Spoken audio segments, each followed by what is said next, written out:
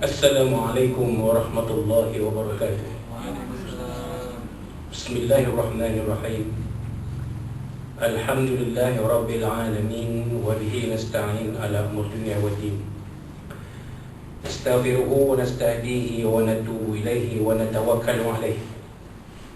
Wa na'udzu bihi min shururi anfusina wa min sayyiati a'malina. May yahdihillahu fala mudilla lahu wa huwal muhtadi. وما يضلل فلن تجد له وليا مرشدا ولا هادي له أشهد أن لا إله إلا الله وحده لا شريك له وأشهد أن سيدنا محمدا عبده ورسوله اللهم صل وسلم وبارك على هذا النبي الكريم سيدنا وحبيبنا وشفيعنا وزورنا ومولانا محمد المصطفى وعلى آله وصحبه ومن دعا بدعوته وتمسك بسنته وجاهد في سبيل الله إلى يوم الدين. رب اشرح لي صدري ويسر لي أمري واحلل عقدة من لساني يفقهوا قولي. سبحانك لا علم لنا إلا ما علمتنا إنك أنت العليم الحكيم. ولا حول ولا قوة إلا بالله العلي العظيم. اللهم افتح علينا حكمتك وانشر علينا من خزائن رحمتك يا أرحم الراحمين. اللهم أرنا الحق حقا وارزقنا اتباعه وأرنا الباطل باطلا وارزقنا اجتنابه. قال الله سبحانه وتعالى في كتابه العزيز أعوذ بالله من الشيطان الرجيم يا أيها الذين آمنوا كتب عليكم الصيام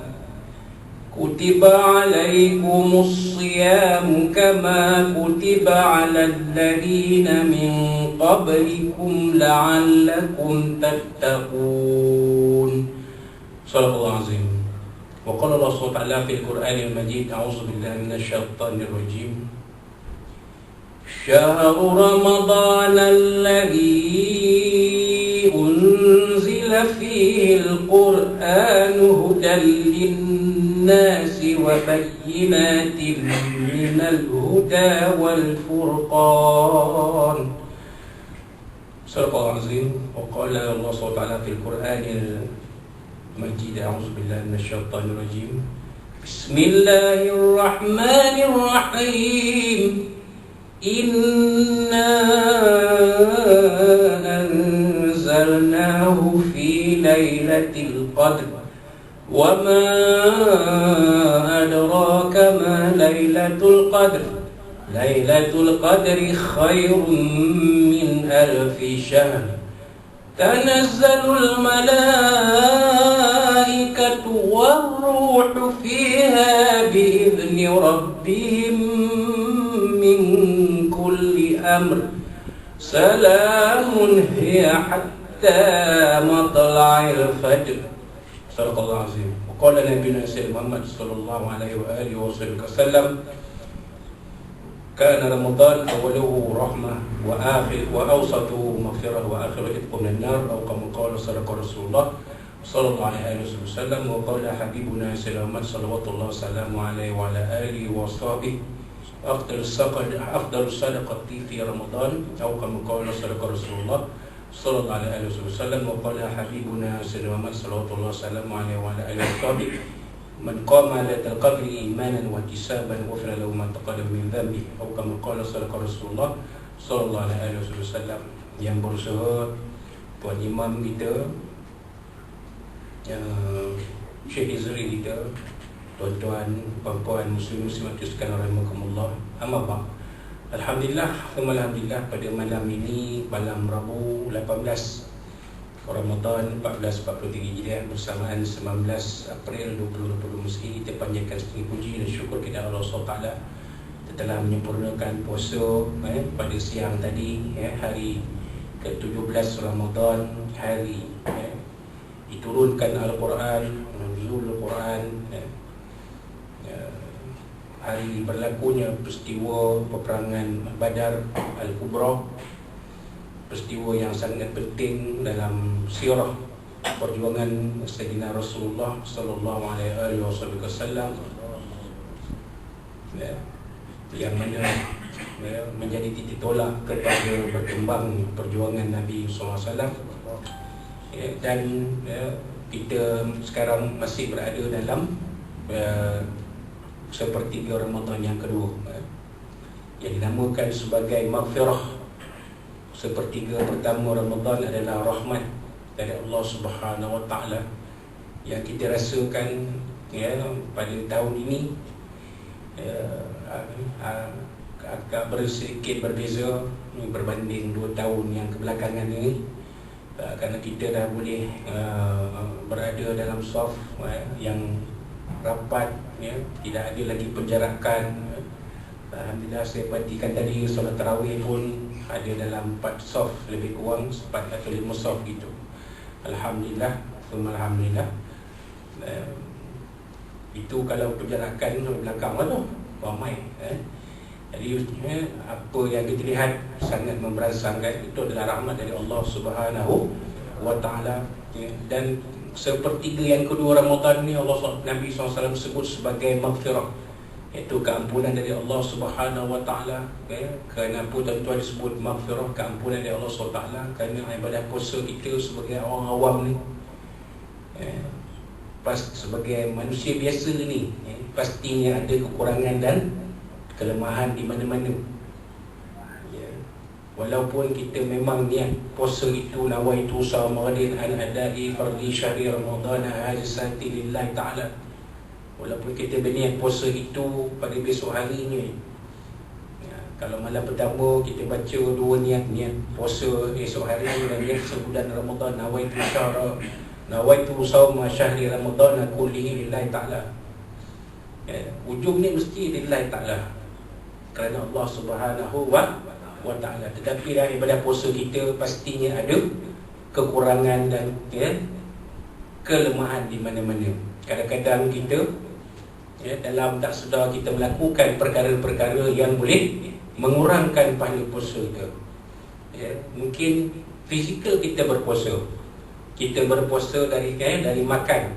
Kita berpuasa dari minum. Kita berpuasa dari perkara-perkara yang membatalkan puasa. Tetapi batin kita mungkin tidak 100% berpuasa. Mungkin dalam tak sedar kita ada sifat-sifat yang boleh mengurangkan pahala puasa kita. Mungkin kita kurang sabar, mungkin kita kurang menjaga tutur kata kita, mungkin kita kurang menjaga pandangan mata kita, mungkin kita kurang menjaga pendengaran kita, mungkin kita kurang menjaga ketukan jari kita.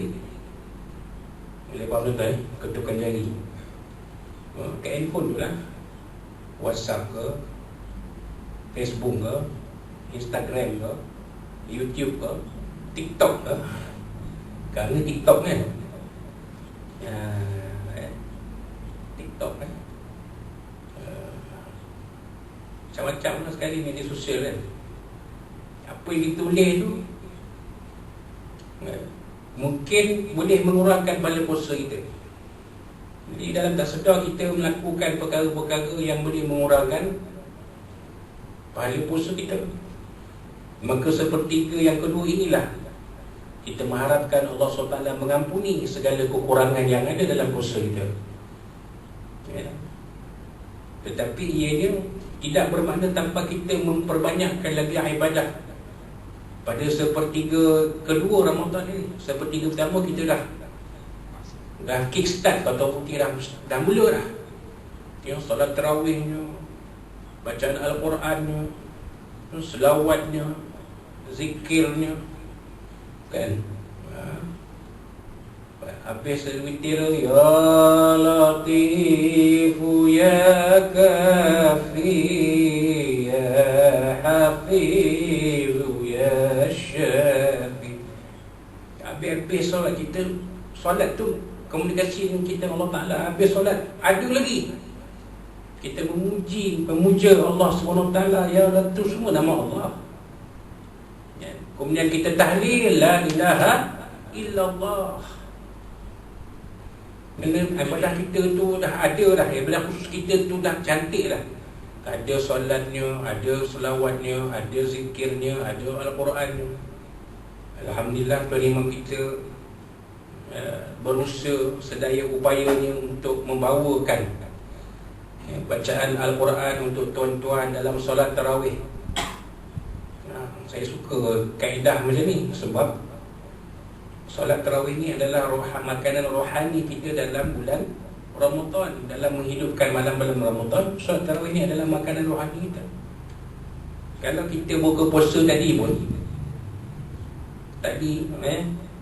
ada kuih pulut udang, ada korma, ada kuih apam hijau, kan? Ada nasi, ada lauk, ayam goreng masak rempah, apa lagi tadi, ada kerabu, ada paru goreng masak merah, paru. Besok lain pula, tak sama hari ni dengan besok punya makan, lusa punya makan, sampailah ke berbuka puasa malam yang terakhir pada bulan Ramadan. Itu pun kau ada lah iftar jama'i, kalau ada. Tapi masing-masing dah fikir raya lah tu, buka puasa ke rumah anak-anak mau balik kan. Mungkin ada lah yang turun tapi tak ramai lah. Tapi menunya berbeza-beza. Jadi kita solat tarawih pun gitu kan. Kita nak dengar imam baca ayat Quran pun berbeza-beza. Malam ni surah ayat lain, besok ayat lain, lusa ayat lain. Kalau saya dulu tuan-tuan, nak cerita dululah, dah 2 tahun cuti di imam, turun pangkat daripada imam jadi Bilal. Tapi jadi Bilal pun okey lah, bagus juga jadi Bilal. Kawan-kawan kita tahu perih jadi Bilal tu macam mana. Itu jadi imam, kita tak tahu Bilal belakang macam mana perih dia nak selawat kan. Allahumma salli ala sayyidina wa habibina wa syafi'ina wa zurina wa maulana Muhammad sallallahu alaihi. Kalau saya jadi imam dulu tuan-tuan, katalah malam ni malam 18 saya bawa ambil petikan ayat-ayat dalam juzuk 18. Itu kaedah saya dulu. Dan saya dah tengok dalam channel YouTube saya. Kalau malam pertama juzuk pertama, malam kedua juzuk kedua, malam ketiga juzuk ketiga. Sampai malam 23, malam khatam Quran tu, tu pasal dah 27 kan. Tu kita petik sikit lah, ambil 28 sikit, 29 sikit, 30 sikit. Kalau bawa 20 tu, contoh kan, bawa 20 tu, ada satu malam 20-an, 22 ke 23 ke, kita ambil Yasin tu semua sekali 20 rakaat. Tu kalau bawa 20 rakaat lah. Kalau buat 8 pun boleh, kita bagi 2 lah. Malam 22 setengah, malam 23 setengah. Yasin tu bagi 2. Kalau 15-16 kita buat kafi bagi setengah. Malam ni setengah kafi, besok malam setengah kafi. Jadi 2 malam kita dah cover surah Al-Kahfi. Itu kalau kaedah saya dulu. Tapi itu pulang, masing-masing ada pendekatan masing-masing. Yang mana tujuannya tak bukan nak menarik jemaah supaya boleh istiqamah mengerjakan solat tarawih daripada malam pertama sampai malam maghrib. Kalau kita lihat trend yang sedia ada sebelum-sebelum ni, malam pertama tu penuh sampai kat tepi, sampai ke laman. Bila malam 29, apa jadi tuan? Tapi surau ni alhamdulillah nampak malam 8 ni mesti maintain lagi lah, ada lampak soft. Okey, alhamdulillah budak-budak pun ramai. Okey. Dan kita harap trend ini boleh berkekalan sampai malam yang ke-29 insya-Allah. Kerana apa tuan-tuan? Kerana nanti dalam 3-4 hari lagi, 2-3 hari lagi kita akan masuk ke sepertiga yang akhir pada bulan Ramadan yang disebut itqun minan nar.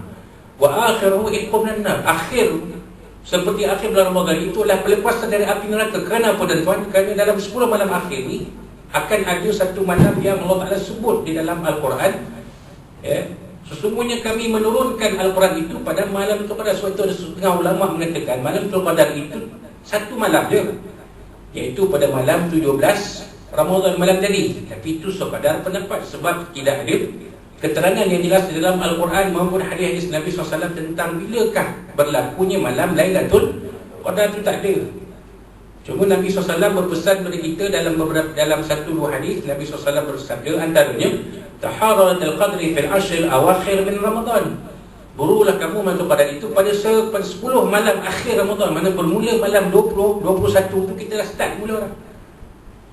Memburu, taharra, memburu. Bukan mencari. Kalau mencari ni, kita cari, jumpa, alhamdulillah, jumpa sudah lah. Betul. Tapi kalau memburu ni, selagi tak dapat, macam kita pergi memburu apa, pelanduk dalam hutan. Apa lagi? Binatang lautan ni kita nak buru biasanya. Paling kecil pun ayam benak, ayam hutan. Lagi tak jumpa, tak ada, tak balik. Tu namanya buru. Lagi tak dapat pelanduk pun balik, tak balik. Walaupun seminggu ke 2 minggu ke 3 minggu ke duduk lautan. Itu namanya memburu. Maka kita, Nabi SAW menganjurkan kita memburu malam Lailatul Qadar tu. Pada 10 malam terakhir bulan Ramadan, burulah sampai dah dapat. Mana bila kita buru sampai dapat, tiap-tiap malam kita takkan lepas kan? Takkan lepas kan? Malam 21 ke, malam 22 ke. Walaupun ada hadis lain Nabi SAW menyebut, menambah dalam hadis yang sama. Nabi sebut taharatul qadri fil witri minal ashr awakhir min Ramadan. Nabi SAW kata burulah malam Lailatul Qadar itu pada malam-malam ganjil 10 malam akhir Ramadan, 21, 23, 25, 27, 29. Ya. Tetapi kita habis malam genap tak payah. Malam genap kita carilah, sebab 10 malam akhir ni dia tak tahu bila akan kita tidak ada petunjuk. Kalau jumpa pun kebetulan. Itu pun kalau Allah Ta'ala bagi rezeki kita bertemu dengan malam Lailatul Qadar. Kalau jumpa, kadang-kadang besok pagi baru tahu. Pasal yang kita dah melalui benda tu sebelum ni. Malam tu habis pakat semua mana-mana yang jenis bermalam di surau ni, cerita sekolah dulu lah, bermalam di surau tu dan sampai sunat ke apa ke kan. Ya habis bergelimpang pukul 12. Habis bergelimpang semua, tinggal seorang je semayang ke depan. Saya ingat lagi nama orang dia.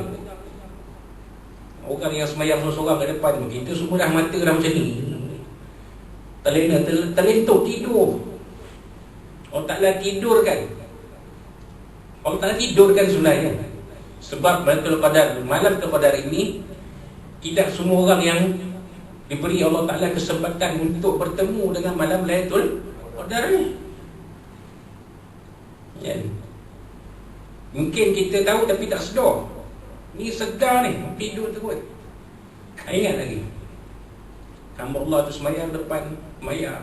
Sunat lah. Besok pagi tu pukul 9, pukul 10, pukul 11 matahari cerah.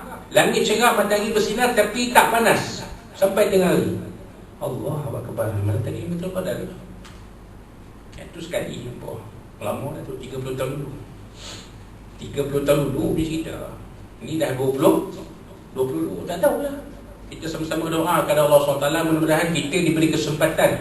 Kalau kita tidak sedar pun, kita diberi kekuatan untuk melakukan amal ibadah pada malam itu. Ya, kalau kata suara kita buat qiyamul tu, Allah Ta'ala gerakkan hati kita untuk bangun, untuk mengerjakan ibadah qiyamul pada malam itu. Sebab kebiasaannya suruh masjid surau ni dia buat malam Lailatul Qadar ni malam ganjil, 21, 23, 25, 27, 29. Dia tak buat dia malam. Ya. Tapi manalah tahu, dia tak tahu kan, sebab petunjuknya tidak ada. Tapi Nabi SAW dah beritahu kita, man qama Lailatul Qadri imanan wa ihtisaban ghufira lahu ma taqaddama min dhanbi. Siapa yang bangun pada malam Lailatul Qadar dengan penuh keimanan dan keikhlasan dari hatinya, Allah Ta'ala ampunkan segala dosanya. Sebab Allah Ta'ala dah sebut dalam Quran, Lailatul Qadri khairum min alfi syahr. Malam Lailatul Qadar itu lebih baik dari 1000 bulan. 1000 bulan, 83 tahun 4 bulan. Berapa ramai antara kita yang boleh hidup sampai 83 tahun atau 84 tahun? Tak ramai lah tuan. Dia jadi macam teka-teki menuju 14 lah. Kan? 60 banyak-banyak, 70 sedikit-sedikit, 80 kadang-kadang, 90 jarang, 80 jarang-jarang, 90 kadang-kadang. Apa itu? Umur manusia. Tahu tak? Berapa ramai? 60 ramai. Nabi SAW menyebut inna a'marati ba'da sittin wa sab'in. Semua umur mak pun antara 60 hingga 70 tahun ramai. Dia kata tuan-tuan ni pun ada yang 60 ke atas. Tapi nak sampai 80 tu sempat tak gagap. Ramai yang Allah Ta'ala ambil balik umur 70-an. Tak sampai 80. Kalau sampai 80 pun uzur. Masa sentuh tu sendiri 89 tahun tu boleh puasa lagi. Dia kata boleh puasa lagi. Mungkin jalan bagi tokat lah. Boleh puasa lagi tu. Alhamdulillah. Allah Ta'ala bagi kelebihan pada dia. Mudah-mudahan dia menggunakan kelebihan itu untuk beribadah kepada Allah SWT, untuk mengisi sisa hidup yang masih ada. Tapi kita yang ada kita dah tahu sampai ke tak. Maka kita kena ambil, kena cari peluang. Selagi mana hayat kita di kandung badan, kita carilah malam Lailatul Qadar, supaya segala amal ibadah kita yang dikerjakan pada malam Qadar itu boleh menutup apa-apa kekurangan yang ada dalam kehidupan kita selama hayat kita ada di atas muka bumi. Kita tak tahu kan. Ada orang dia beri peluang kedua, ada orang langsung tak ada. Macam saya cerita sebelum ni tentang COVID kan. Tapi hari ni orang tak takut dah COVID ni. Dan sekali lagi esok face mask pun tak laku. Sekali lagi esok datang face mask pun tak pakai lah. Digalakkan dia. Macam kita SOP sembahyang jemaah di Perak ni. Apa dia SOP dia antaranya? Apa dia? Digalak pemakaian sejadah tidak diwajibkan, hanya digalakkan sahaja. Tak macam setengah negeri sejadah susun lagi sebelah-sebelah. Penjarakan tu sebenarnya masih ada, tak boleh rapat. Ya, maksudnya seseorang itu sembahyang di atas sejadah dia sendiri. Tak ada lagi genggam tu dah tak ada, tapi nak rapat bau ke bau dia tak boleh. Sebab mesti duduk dalam sendiri atas sejadah dia. Tapi kita di Perak ni alhamdulillah okey. Boleh, kita tengok dia rapat cantik. Kalau sejadah pun sejadah panjang. Kan, untuk cover kita punya sujud kan. Yang masih wajib pemakaian face mask maksudnya. Kita melihat satu masa nanti, tak tahu bila, mungkin face mask pun digalakkan saja, tak wajib pakai. Kan? Tetapi apa yang pernah kita lalui sebenarnya ada di kalangan kita yang diberi peluang kedua, ada di kalangan kita yang tak ada langsung, kena terus Allah Ta'ala ambil balik ke hadratnya. Maka peluang yang ada ni kita manfaatkan tuan-tuan. Manfaatkan peluang yang masih ada untuk kita perbanyakkan amal ibadah kita. Terutamanya semakin kita mendekati sepertiga yang ketiga, yang akhir bulan Ramadan. Supaya apa tuan-tuan? Supaya nanti bila masuk satu Syawal, kita kembali kepada fitrah. Apa makna fitrah? Bersih diri kita daripada segala dosa. Maka itulah yang dinamakan sebagai Aidul Fitri. Kita merayakan hari kita kembali kepada fitrah asal kita, yang bersih daripada dosa-dosa dengan ibadah kita, dengan zakat fitrah yang kita bayar. Zakat fitrah itu fungsinya membersihkan segala kekotoran yang mungkin ada dalam ibadah puasa kita, supaya ibadah puasa kita bersih sampai patut. Jadi kita ambil peluang yang ada ni untuk kita memperbanyakkan amal ibadah, insya-Allah. Kita sama-sama maintain apa yang ada pada malam ni, kita maintain lah sampai malam yang ke-29 atau malam yang ke-30 nanti kita maintain. Tentang iftar tu, macam saya kata tadi lah, kadang-kadang bila dah sehari 2 hari nak raya tu, anak-anak mau balik, memanglah kita nak buka dan nak itu kan. Tapi tarawih tu insya-Allah kita maintain, kita kekalkan. Malam 30 pun macam ni kat ramai, 3 soft, 4 soft juga ramai. Cuba kita cuba berjihad, kita cuba berjuang untuk menundukkan nafsu kita. Sebab puasa Ramadan ini fungsinya menundukkan nafsu. Antaranya nafsu nak berjalan-jalan di gerbang malam pada malam-malam akhir Ramadan. Tu nafsu kan. Bukan tuan-tuan aja ada nafsu, saya pun ada nafsu juga. Saya pun teringin nak jalan tu. Walaupun kaki pun tak berapa kuat pun teringin nak jalan juga. Kena-kena kat sana ada tempat urut kaki pun. Bagus sambil berjalan kan, tunggu urut kaki setengah jam jalan balik, okey balik kan. Sambil mencari apa-apa yang tok raya, baju ke, kasut ke apa kan. Mana tahu. Itu pun nafsu juga tu. Tapi kalau kita nak layan nafsu kita tu, layan dulu rohani kita pada malam-malam Ramadan ni. Habiskan tarawih dulu. Tak apa, gemar malam tu dia tak habis. Sampai pukul 12 kena-kena pula dekat dengan raya tu lagi. Macam siapa satu tak habis lagi. Ada lagi. Kan orang berniaga ni. Jadi kita penuhi nafsu rohani kita sebelum kita memenuhi nafsu fizikal kita tadi. Kan? Sebab dengan kita memperbanyakkan amal ibadah kita, insya-Allah Allah Taala akan mempermudahkan urusan-urusan kita, insya-Allah, mudah-mudahan. Jadi itulah sedikit apa yang kita boleh kongsikan pada malam ini. Mudah-mudahan apa sedikit yang perkongsian yang kita sama-sama kongsikan itu ada manfaat untuk kita semua. Dan saya mengajak diri saya dan tuan-tuan dan puan-puan untuk kita sama-sama mengekalkan momentum ibadah kita pada bulan Ramadan, dan supaya momentum ibadah itu boleh dibawa selepas daripada bulan Ramadan, insya-Allah, mudah-mudahan.